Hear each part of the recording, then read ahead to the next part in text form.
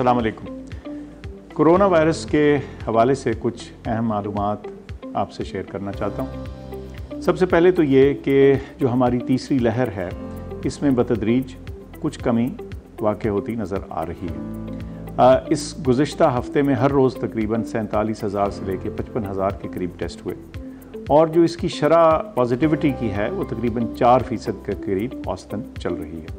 ये शरह क्या होती है? ये हर 100 टेस्टों में से जितने टेस्ट पॉजिटिव आते हैं ये उनकी तादाद होती है और इससे हमें अंदाज़ा होता है कि बीमारी किस तेज़ी से चल रही है माशरे के अंदर। इससे चीज़ जो वाज़ेह होती है वो ये कि अभी तक जो बंदिशें, जो रिस्ट्रिक्शंस, जो नॉन फार्मास्यूटिकल इंटरवेंशंस जिनको बोलते हैं वो अभी तक काम किए हैं और उनका एक खातिर खा नतीजा सामने नज़र आ रहा है। इस वक्त बहरहाल मुल्क के जनूबी हिस्से में यानी सिंध में अभी ये शरह नीचे नहीं आई और इसमें कुछ देर बाकी है इसकी बेहतरी आने में हमारे अंदाजे से। हम ये भी कह सकते हैं कि चूँकि सिंध में ये तीसरी लहर कदरे देर से आई तो इसका जो टाइम पीरियड है, जो इसका साइकिल है वो थोड़ा सा पीछे है मुल्क के बाकी हिस्सों से। सिंध में इस वक्त जो पॉजिटिविटी की शरह है वो तकरीबन 6 और 7% के दरमियान चल रही है। सबसे पहले तो मैं तमाम हमारे सिटीज़न्स का, हमारे शहरी, हमारे पाकिस्तानी जिन्होंने इस मामले में ताउन किया है, इन सारी बंदिशों को सहा है, मैं समझता हूँ कि उनका हमें शुक्रिया अदा करना चाहिए और वो आप सब हैं। और हम इस कंप्लायंस को, जो हमारी ये जो रिस्ट्रिक्शंस हैं, ये जो बंदिशें हैं, इसमें हम किस हद तक पाबंद हो रहे हैं उनके और उनको फॉलो कर रहे हैं, इसके बारे में भी हम रोज़ाना एदाद शुमार देखते रहते हैं। अब थोड़ी सी तशवीश ये है कि इन बंदिशों को मीट करने में, इनको कंप्लाई करने में, इनको फॉलो करने में एक कमी नज़र आ रही है।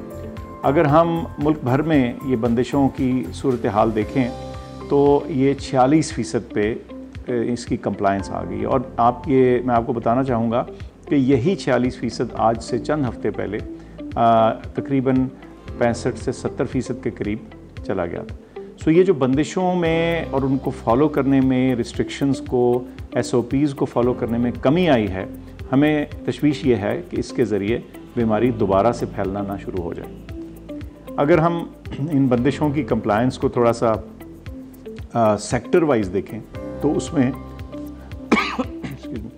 कुछ चीज़ें वाज़ेह होती हैं। ट्रांसपोर्टेशन सेक्टर में ये 40% है, यानी 40% जो लोग हैं जो ट्रांसपोर्टेशन सेक्टर में हैं वो उन तमाम SOPs को फॉलो करते नज़र आ रहे हैं, या यूँ कहिए कि 60% लोग जो हैं वो इनके ऊपर पाबंद होते नज़र नहीं आ रहे। ये तशवीश वाली बात है।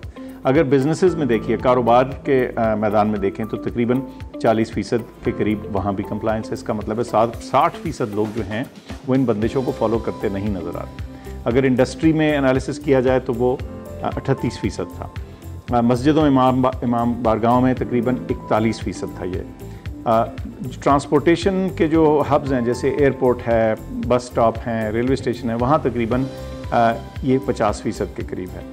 आम अवामी पब्लिक प्लेसेस में अगर देखें तो वहाँ भी तकरीबन 40 या 42% के गिर्द है। हस्पतालों में इसकी शरह कुछ बेहतर है, वो 70% है, लेकिन मैं समझता हूँ कि हस्पताल तो वो जगह हैं जहाँ इसकी शरह 100% होनी चाहिए। तो ये एक बायस तशवीश है मामला और हम समझते हैं कि अगर हम इसमें सीरियस ना हुए तो खुदा न खास्ता एक और लहर का कहीं हमें सामना ना करना पड़ जाए।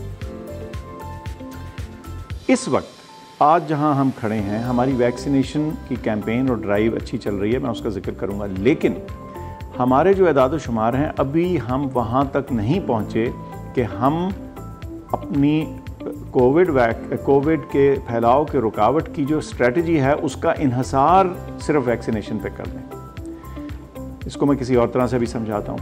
जब हम बहुत सारे लोगों को वैक्सीनेट कर चुके होंगे, यानी 50, 60, 70% लोग हमारे वैक्सीनेट हो चुके होंगे, तो तब शायद हमारा इन्हसार, हमारी कंट्रोल स्ट्रेटजी का तरीक़ाकार जो होगा उसका इन्हसार ज़्यादा जो है वो जाके वैक्सीन पे हो जाएगा। लेकिन अभी हम वहाँ नहीं पहुँचे और जब तक हम उस मरहले तक नहीं पहुँचते तो इस वक्त हमें इन्हसार अपनी NPIs पे, यानी ये जो SOPs हैं, रिस्ट्रिक्शंस हैं, इन पे करना है।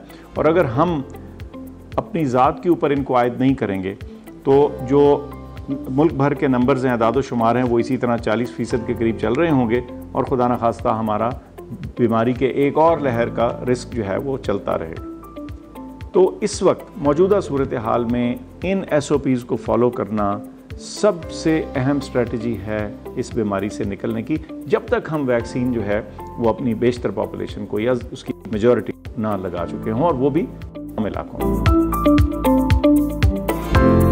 वैक्सीनेशन का कुछ जिक्र किया तो अब मैं थोड़ी इसकी डिटेल आपको बताता हूँ। वैक्सीनेशन की ड्राइव बहुत अच्छी चल रही है।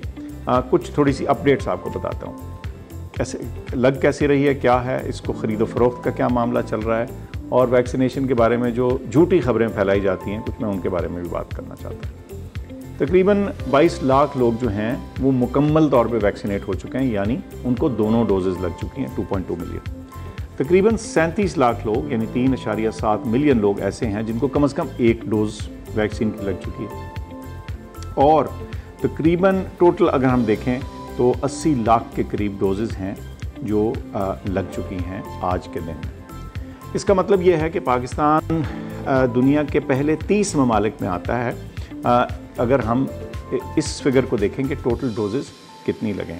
बल्कि अगर मैं आपको बताता चलूँ तो इसका ये मतलब भी है कि दुनिया के 165 ममालिक से ज़्यादा वैक्सीन की डोजेज़ पाकिस्तान में लग चुकी हैं। और अगर कुछ मवाजना की खातिर बताऊँ तो हमारे यहाँ वैक्सीन की डोजेज़ जो हैं वो ऑस्ट्रेलिया, स्विट्ज़रलैंड, पुर्तगाल, बेल्जियम, इन जैसे तरक्की याफ्ता मुल्कों से ज़्यादा लगी। हाँ, ये ज़रूर है कि वो मुल्क हमसे छोटे हैं साइज़ में। अब जो इस वक्त मौजूदा रोज़ाना की वैक्सीनेशन के तादाद चल रही है वो तकरीबन 3 लाख से 4 लाख के दरमियान है। लेकिन ये कहता चलूँ कि ये अभी नाकाफ़ी है। हमें रोज़ाना की 5, 6, 7 लाख इस रेंज में जब हम जाएंगे, जब डोजेज़ लगेंगी रोज़ाना, तो हम उस सूरत हाल में आएंगे जिसका मैं जिक्र पहले कर रहा था, जिसका मतलब ये होगा कि हमारी बेशतर आबादी जो है उसको वैक्सीन लग चुकी होगी, और फिर हम जो NPIs हैं उनमें कुछ बाकायदा नरमी के बारे में सोच सकेंगे। अच्छा, जो इस वक्त एलिजिबिलिटी है, यानी वो कौन लोग जिनको वैक्सीन लग सकती है, इस वक्त वॉक इन वैक्सीनेशन, जिसका मतलब है कि आपको अपॉइंटमेंट की या वहाँ तारीख लेने की ज़रूरत नहीं, वो 30 साल से ज़्यादा अगर आपकी उम्र है तो ये 29 मई से ये मामला ऐसे है कि आप वॉक इन कर सकते हैं, यानी आप SMS करें, अपना कोड लें और किसी भी करीबी वैक्सीनेशन सेंटर में जाके डोज लगवा लें। और जो लिस्ट है इन सेंटर्स की, ये अब हज़ारों की तादाद में जा चुके हैं मुल्क में, और ये इसकी ncoc.gov.pk की वेबसाइट के ऊपर ये सारी लिस्ट लिखी हुई है। आप देख सकते हैं कि आपका करीबी सेंटर कौन सा है। अच्छा, दूसरा मसला होता है रजिस्ट्रेशन का। इस वक्त 18 साल से ऊपर के लोग जो हैं उनकी रजिस्ट्रेशन खुली हुई है। इसका मतलब है, और ये 27 मई से खुल गई थी, और इसका मतलब क्या है? इसका मतलब ये है कि आप अपने आप को रजिस्टर कर सकते हैं ताकि इसके बाद हम आपकी एक्चुअल वैक्सीनेशन का मरहला भी शुरू कर दें। और जो स्केड्यूल्ड वैक्सीनेशन है, यानी अपॉइंटमेंट के साथ, तारीख लेने के साथ जो वैक्सीनेशन है, यानी जिनको दावत दी जाएगी कि आप वैक्सीनेशन आके लगवाएं, 18 से 30 के दरमियान वाले जो लोग हैं, वो 3 जून से शुरू हो गई है। अच्छा, इसका मतलब ये है कि बतदरीज और एक निज़ाम के तहत जब उनको मैसेज आएगा तो वो जाके अपनी वैक्सीनेशन लगवा सकते हैं। यानी 18 से 30 इस वक्त जो है वो वॉक इन नहीं कर सकते, उनको अपने उसका SMS का इंतज़ार करना है। इसके अलावा हमने अपने एजुकेशन सेक्टर पे फोकस करने के लिए एक स्पेशल एफर्ट किया। वो ये है कि तमाम टीचर्स और स्कूल का अमला जो है वो जिनकी उम्र 18 साल से ज़्यादा है, वो 29 मई से उनके लिए हमने वॉक इन वैक्सीनेशन खोल दी है।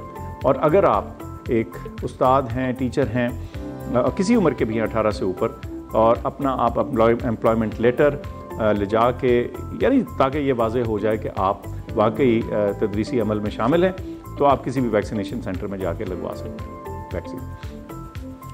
अच्छा, इसी मौके का इस्तेमाल करते हुए मैं जिक्र करना चाहूँगा प्रोक्योरमेंट के बारे में, यानी वैक्सीन की फ़राहमी कैसे मुमकिन बनाई जा रही है। आपको ये मालूम होगा कि एक तो ये कि फ़ाइज़र एक बड़ी मशहूर वैक्सीन है जो कि अप्रूव हो गई है WHO के ज़रिए, और जो ड्रैप है, drug regulatory authority of Pakistan, इसके WHO के अप्रूवल के नतीजे में उन्होंने इस वैक्सीन को भी इस्तेमाल के लिए अप्रूव कर दिया है। फ़िलहाल इस फाइज़र वैक्सीन का इस्तेमाल, क्योंकि इसकी अभी महदूद डोजेज़ हमारे पास आई हैं, इसका इस्तेमाल जो है वो चंद मखसूस सूरत हाल में होगा। वो क्या हैं? वो लोग जो हज पे जा रहे होंगे, चंद हज़ार लोग इस साल गालिबन जाएंगे, लेकिन चूँकि इस वक्त रिक्वायरमेंट उनके लिए फाइज़र वैक्सीन की है, उनको ये वैक्सीन लगेगी। इसके अलावा वो तमाम लोग जो तालीम के लिए या एम्प्लॉयमेंट के लिए ऐसे ममालिक जा रहे हैं जहाँ जाने के लिए एक शर्त है और लाजमी शर्त है कि वो वैक्सीन लगवाएं, और वो अगर उसमें ये फाइज़र शामिल है तो उस सूरत में उनको भी इस वैक्सीन का इस्तेमाल अलाउड होगा। इसके लिए एक प्रॉपर तरीका तैयार हो चुका है और आपसे वो 1-2 दिन में शेयर भी हो जाएगा। इसके अलावा 1 मिलियन साइनोफार्म की इजाफी डोजेज़ जो हैं वो पाकिस्तान पहुंच चुकी हैं, और अभी तक 11.8 मिलियन डोजेज़ कुल पाकिस्तान आ चुकी हैं, और इसमें से 76%, 76% जो हैं वो हुकूमत पाकिस्तान की ख़रीद के ज़रिए आई है। इसके अलावा बैरून ममालिक से हमें कुछ और भी ख़बरें पता चल रही हैं कि उसमें जो एक अहम ख़बर है वो ये कि आलमी इदारा सेहत यानी WHO ने साइनोवैक को भी ऑथराइज़ कर दिया। इस न्यूज़ के ज़रिए आपको बताता चलूँ कि 2 ऐसी अहम चाइनीज़ वैक्सीन, साइनोफार्म और साइनोवैक, आलमी इदारा सेहत ने अप्रूव कर दी हैं, जो पाकिस्तान में इस्तेमाल भी हो रही हैं। और आपको जान के खुशी होगी कि पाकिस्तानी हुकाम ने इनके आदाद शुमार देख के, इनकी साइंसी मालूमात देख के इनको ऑथराइजेशन पहले ही दे रखी थी। तो आपको इससे ये भी अंदाज़ा हो जाना चाहिए कि जो हमारे माहिरीन हैं उनकी सोच जो है वो उसी तरह से है और उन्हीं साइंसी बुनियादों पे है जिसके तहत WHO ने भी अपना फ़ैसला किया।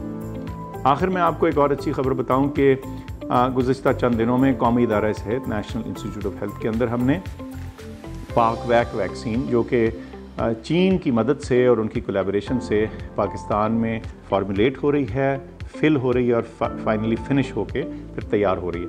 तो ये प्रोडक्शन का मुकम्मल मरहला तो नहीं है, लेकिन उसका बहुत अहम हिस्सा जो है चीनी माहिरीन की मदद से और उनकी ज़ेर निगरानी यहाँ तैयार हुआ है। और इसके ज़रिए हर महीने हम तकरीबन 3 मिलियन डोजेज़ यानी 30 लाख डोजेज़ जो हैं वो तैयार कर सकेंगे। और इसमें अच्छी बात यह है कि ये सिंगल डोज वैक्सीन है, यानी इसकी एक ही खुराक होती है। कुछ झूठी और मन घड़त ख़बरें फिरती रहती हैं, उनका भी मैं जिक्र करना चाहता हूँ और इनको हम देखते रहते हैं। कुछ चीज़ें, एक ख़बर आपने शायद देखी हो कुछ लोगों ने कि एक बड़े मशहूर फ्रांसीसी वायरोलॉजिस्ट हैं लूक मोंटानियर, और वो मशहूर आदमी हैं और नोबेल प्राइज़ भी जीत चुके हैं, लेकिन उनके नाम से लोगों ने एक बिल्कुल मन घड़त और झूठी खबर लगा दी। और इसमें ना सिर्फ कि कोई एविडेंस नहीं है कि उन्होंने ऐसे कहा हो, बल्कि उनकी बात को कुछ मोड़ तोड़ के बयान किया गया। तो जब भी एक बड़ा और मशहूर शख्स हो और उसकी ज़ुबान या उसकी तस्वीर या उसकी वीडियो को ऐसे मैनिपुलेट करके बताया जाए, तो वो बड़ी ही मैलिशियस यानी शरारती और शरंगेज़ किस्म की हरकत है, और इसको हम जिसे कहते हैं ना, बड़ा समझते हैं कि नुकसानदेह हो सकती है। जो तमाम वैक्सीन जो WHO या मुस्तनद इदारे दुनिया के अप्रूव करते हैं, वो ना सिर्फ के सेफ़ होती हैं, इफ़ेक्टिव होती हैं, बल्कि उनकी सारी रिसर्च के बाद उनको अप्रूव किया गया होता है। तो ये जो 2 साल का क्लेम है कि 2 साल के बाद खुदा न खास्ता ऐसे हो जाएगा, ये बिल्कुल झूठ और गलत है। इस वक्त जो अहम चीज़ है वो ये कि हम SOPs को फॉलो करें और इस वायरस को फैलने से बचाएं, और ज़ाहिर है जैसे जैसे हमारी बारी आती जाती है तो हम वैक्सीन लगवाएं। एक और वीडियो था जिसके बारे में कहा गया कि जी वो लाइट बल्ब चल जाता है, ये भी बिल्कुल मन घड़त और झूठी खबर है। जो वैक्सीन शुदा बाजू हैं उनसे किसी सूरत ना कोई बिजली निकलती है, ना वो कोई बल्ब चला सकते हैं, और ना ही इसकी कोई साइंसी बुनियाद है। उसके अलावा मैं समझता हूँ कि आपने ये भी देखना है आजकल के दौर में कि झूठी खबरों और मन घड़त खबरों का एक बहुत अहम तदारुक है। वो ये कि कई ऐसी फैक्ट चेकिंग वेबसाइट्स हैं जिधर जाके आप ये देख सकते हैं कि ऐसी जो सच झूठ और ख़ास तौर पे सच और झूठ की आमेज़िश करके जो बातें फैलाई जाती हैं, उनको उनका क्या तदारुक है और उसके बारे में उन्होंने मुस्तनद ख़बरें भी बताई होती हैं। तो मेरी आपसे दरख्वास्त है कि आज के दौर में हर कोई इंटरनेट का इस्तेमाल और फेसबुक का इस्तेमाल और सोशल मीडिया दीगर व्हाट्सएप, तो साथ साथ ये भी चीज़ें सीखिए कि सच और झूठ में तफरीक करने का क्या तरीका है, आखिर मुस्तनद ख़बर कैसे ढूंढी जाती है। तो मैं आप सबकी तवज्जो का शुक्रगुज़ार हूँ और उम्मीद करता हूँ कि ये आज की अपडेट आपको फ़ायदेमंद होगी। बहुत शुक्रिया। आखिर में एक और चीज़ बताना चाहता हूँ कि अगर कभी भी आपको मुस्तनद मालूमात के लिए कोई सोर्स देखनी हो तो वज़ारत सेहत का और NCOC के वेबसाइट्स भी हैं, ट्विटर हैंडल्स भी हैं, फेसबुक भी है, इंस्टाग्राम भी है, और इसके अलावा अगर आप टेलीफ़ोन करना चाहें तो 1166 पे फ़ोन करके मालूमात हासिल कर सकते हैं ताकि आपको मुस्तनद और मुनासिब इन्फॉर्मेशन जो है वो आप तक पहुंचाई जा सके।